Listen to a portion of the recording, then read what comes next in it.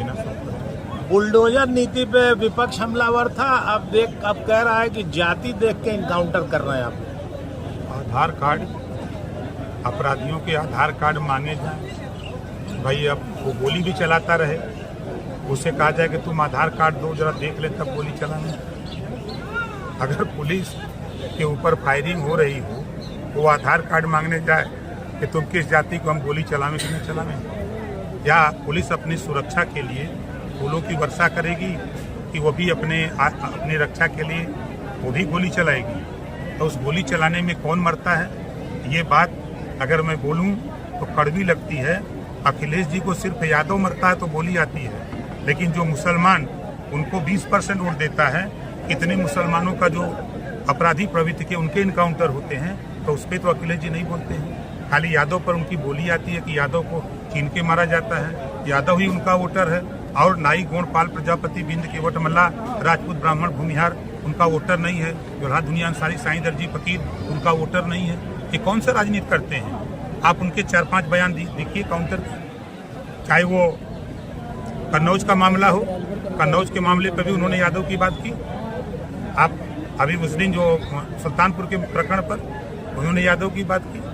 खाली यादव क्यों मारा जाए? मंगेश यादव का जो इनकाउंटर हुआ उसमें जो लूट का एक जो ज्वेलरी की दुकान पर जो लूटा गया उसका लाइव वीडियो सीसीटीवी भी आया, उसके बाद भी कोई लूट की घटना पे नहीं कह रहा है, लेकिन जातिगत इनकाउंटर पे बात हो रही है, पुलिस पे सवाल उठाया जा रहा है। देखिए, अपने वोट को सजोने की बात हो रही है कि यादव हमारे साथ डटा रहे, मुसलमान तो गुमराह होकर के बीजेपी के खिलाफ हमको वोट देगा, मुसलमान मरे कटे उसका हिस्सा लूटा जाए, लेकिन हमसे मतलब नहीं है, ये समाजवादी पार्टी कह रही है। ये जो बयान उनके आ रहे हैं वो बयान कह रहे हैं, नहीं तो तमाम अपराधी मुस्लिम कम्युनिटी में भी जो लोग थे उनका भी इनकाउंटर हुआ है। सभी जातियों का हो रहा है। जो अपराध की दुनिया में चले गए, ये खाली अपनी जाति की बात क्यों करते हैं? एक अपराधी का इनकाउंटर होता है और एक विपक्षी दल के जो राष्ट्रीय स्तर के नेता हैं वो एक जाति विशेष को लेकर बात करते हैं, इसको किस तरह से देखते हैं आप? वो अपने वोट की सुरक्षा की कि हमारा वोट हमारे साथ डटा रहे।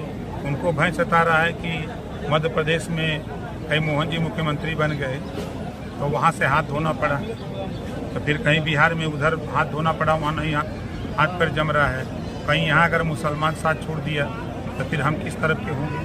तो अपने वोट को ही सजोने में ये बयान बात। तो अपराध करेगा उसके खिलाफ कार्रवाई होगी। संविधान और बुलडोजर न जाति चिंता है न धर्म चिंता है, वो चिंता है कि ये अपराधी अपराध किया है तब वो उसके यहाँ बुलडोजर जाता है। हम लोग भी तो हैं, हम लोगों के घर बुलडोजर क्यों नहीं चला जाता?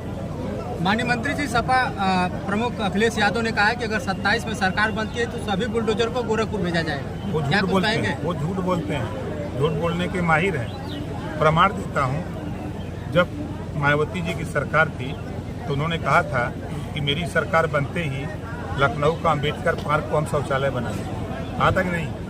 क्या किया? बना पाए?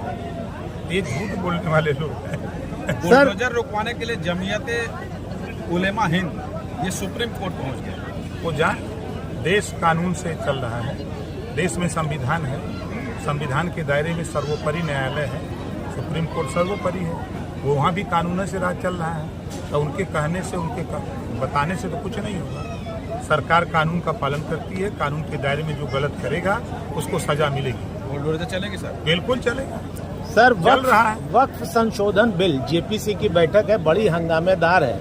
आप तो उस विभाग के उत्तर प्रदेश में मंत्री भी रहे हैं, आपको क्या लगता है क्या होना चाहिए? देखिए, वक्फ बोर्ड जो है, आपके घर को अगर वो कह दे कि वक्फ की जमीन है, वो कह दिया तो फिर चला जाएगा डीएम के यहाँ कि हमें ये खाली कराओ, आप कहीं नहीं जा सकते। इसी में संशोधन हो रहा है, इसी का संशोधन हो रहा है। ये जनहित में है। अब आप बताइए कि किसी विद्यालय को, किसी भवन को कोई कह दे कि हमारी संपत्ति है, आप कुछ नहीं कर सकते, वो खाली करा लिया जाएगा।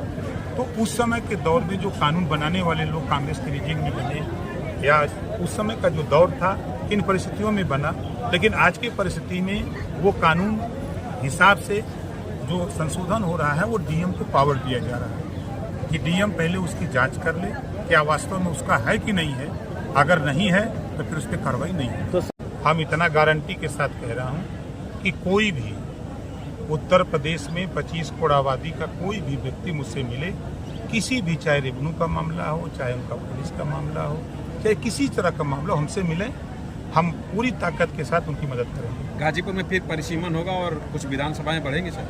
परिसीमन होगा तो अब चुनाव आयोग का काम है, निश्चित बढ़ेगी। बढ़ेगी। कितनी सीट उम्मीद है सर बढ़ने की? अब क्या मानक तय करते हैं, उस मानक को कहा जा सकता है। धन्यवाद। Thank you.